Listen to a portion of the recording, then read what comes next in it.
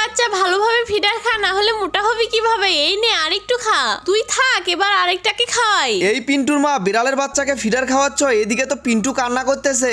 আরেকটু দাঁড়াও, খাওয়ানো হয়ে গেছে। ওরে বাপরে, ও তো কান্না শুরু করে দিল। দাও আমাকে দাও, ওকেও এবার ফিডার খাওয়াতে হবে। পিন্টুর মা তো শুধু বিড়াল ছানাকেই ফিডার খাওয়াইছে, এবার ওদের মাকেও একটু খাবার দিতে হবে। আরে এই পুচকে তোরা আবার কে রে? এই যা যা, বিড়ালের বাচ্চাগুলোকে কামড় দিচ্ছে, এদেরকে তো এবার নিরাপদ স্থানে সরিয়ে নিয়ে যেতে হবে। এই তো গ্লাসের ঘরের ভিতর রেখে দিলাম, এখানে এবার তোরা থাক। দূর, এই গ্লাসই আজকে আমি ভেঙে ফেলবো।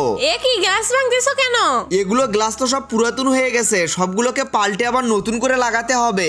এই দেখো কিরকম ফ্রেম বানিয়ে নিয়েছি, এবার তো ওদের গ্লাস দিয়ে দরজা হয়ে গেল।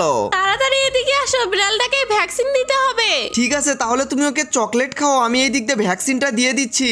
দেখেছো বাপরে, এই ঘরের ভিতরে কত ধুলো ময়লা হয়ে গেছে।